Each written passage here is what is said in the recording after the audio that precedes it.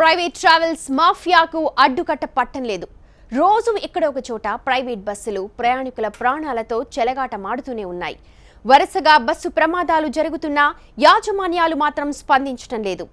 వరుసగా జరుగుతున్న బస్సు ప్రమాదాలతో రవాణా శాఖ అధికారులు అప్రమత్తమయ్యారు. రంగారెడ్డి జిల్లా శంషాబాద్ గగన్ పహాడ్ దగ్గర ప్రైవేట్ ట్రావెల్స్ బస్సులను తనిఖీలు చేశారు. బెంగళూరు నుంచి హైదరాబాద్ వస్తున్న ప్రైవేట్ బస్సుల్లో కొన్ని నిబంధనలు పాటించడం లేదని గుర్తించారు. ఇలా నిబంధనలకు విరుద్ధంగా నడుస్తున్న 19 బస్సులను సీజ్ చేశారు.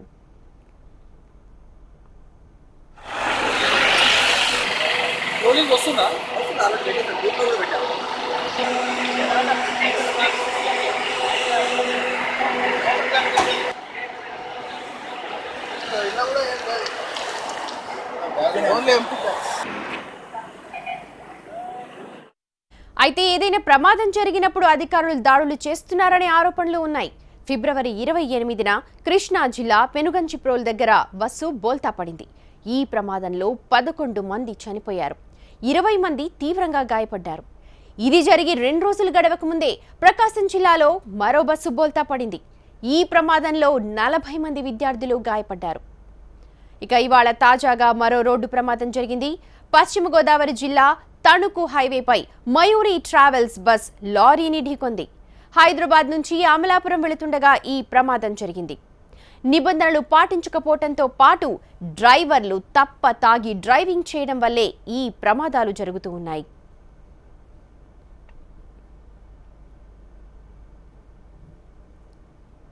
వరుసగా బస్సు ప్రమాదాలు జరుగుతుండటంతో హైదరాబాద్ రంగారెడ్డి రవాణా శాఖ అధికారులు ప్రైవేట్ ట్రావెల్స్ బస్సుల తనిఖీలు చేపట్టారు. 19 బస్సులను ఇప్పటికే సీజ్ చేశారు.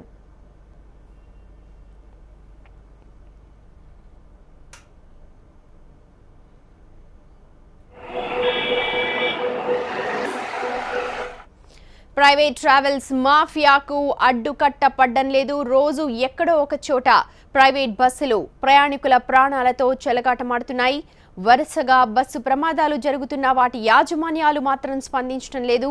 వరుసగా జరుగుతున్న బస్సు ప్రమాదాలతో రవాణా శాఖ అధికారులు అప్రమత్తమయ్యారు. రంగారెడ్డి జిల్లా శంషాబాద్ గగన్ పహాడ్ దగ్గర ప్రైవేట్ ట్రావెల్స్ బస్సులను తనిఖీలు చేశారు. బెంగళూరు నుంచి హైదరాబాద్ వస్తున్న ప్రైవేట్ బస్సుల్లో కొన్ని నిబంధనలు పాటించడం లేదని గుర్తించారు. అలా నిబంధనలకు విరుద్ధంగా నడుస్తున్న దాదాపు 19 బస్సులను సీజ్ చేశారు.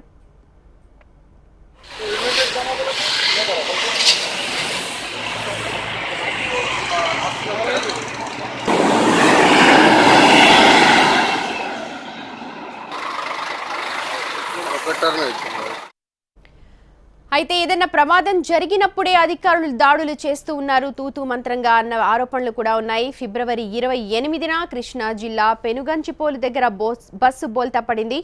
ఈ ప్రమాదంలో 11 మంది చనిపోయారు, 20 మంది తీవ్రంగా గాయపడ్డారు.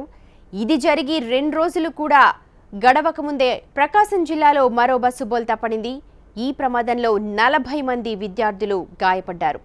ఇక ఈరోజు పశ్చిమ గోదావరి జిల్లా తణుకు హైవేపై మయూరి ట్రావెల్స్ బస్ లారీని ఢీకొంది. హైదరాబాద్ నుంచి అమలాపురం వెళుతుండగా ఈ ప్రమాదం జరిగింది.